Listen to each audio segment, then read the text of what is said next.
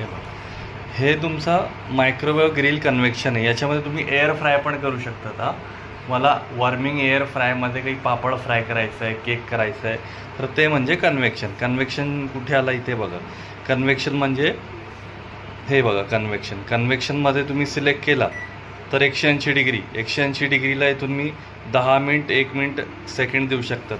180 डिग्रीला सर्वात छान तुम्ही नानखटाई, बिस्किट, बाटी, पिझ्झा बेस, कुकीज करू शकतात, एअर फ्राय करू शकतात. ओके. आणि नानखटाई, बिस्किट, बाटी, पिझ्झा बेस, कुकीज 180 डिग्रीला केकसाठी 20 मिनिट लागेल. किंवा याला तुम्हाला डिग्री वाढवायचं आहे, कमी करायचं आहे, तर यालाच प्रेस करायचं, हे लेस आणि मोर.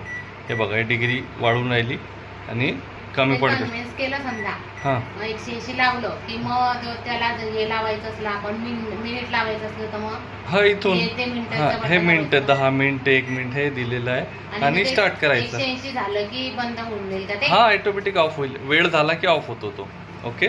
ऑफ स्टॉपचा बटन हा आहे. वेळ इथून द्यायचा आहे. ग्रिल म्हणजे भाजणे. मला पनीर टिक्का, पनीर कबाब, पिझ्झा करायचा आहे. उंची रॅक ठेवून ग्रिल करायचा. वेळ द्यायचा 1 2 3 स्टार्ट करायचा. ग्रिल आणि कन्व्हेक्शन आणि ग्रिलला स्टील, मेटल, जर्मन, पितल, लोखंड, सोना, चांदी, लाकूड, मातीचे पॉट यूज करू शकतात तुम्ही. ग्रिल म्हणजे भाजणे, कन्व्हेक्शन म्हणजे सर्वात छान बेकिंग आयटम. ओके.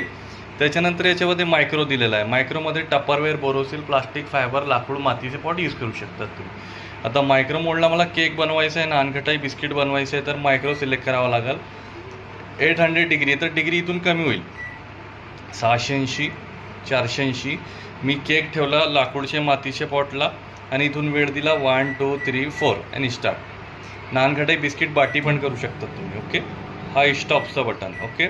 मायक्रोला तुम्ही सूप वगैरे पण करू शकता. टोमॅटो सूप, चिकन सूप, बटाटो सूप, जे सूप पण करायचं आहे तुम्हाला. काही व्हेजिटेबल तुम्ही व्हेज आणि नॉनव्हेज जे आहे बिना पाण्याचा मायक्रो मोडला शिजवू शकता. आणि बटाटे ते केळी शिजवायची असली मायक्रोला डायरेक्ट ठेवून द्यायचं का त्याच्यावर हां प्लेटवर? हां, डायरेक्ट ठेवून द्यायचं. आणि याच्यामध्ये ऑटो कुक मेनू देखील दिलेला आहे. सूप वगैरे, हेल्थ प्लस, इंडियन रसोई वगैरे, चायनीज. तर याच्यामध्ये एक लिस्ट दिलेली आहे. हे बघा, हे लिस्ट लावलेली आहे. हे C1 C2 3 4 5 हे याच्यामध्ये कोड नंबर द्यायचा आहे तुम्हाला.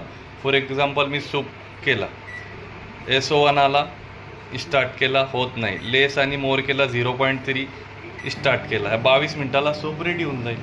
हा स्टॉप. बटाटा जर करायचा असला, त्याच्यात वाफवायचा असला तर मग डायरेक्ट होऊन द्यायचा, तो भाजायचा. हां हां, शिजून जाईल ते. बिना पाण्याचा शिजेल ते. ठेव दे रे बरं तो बटाटा.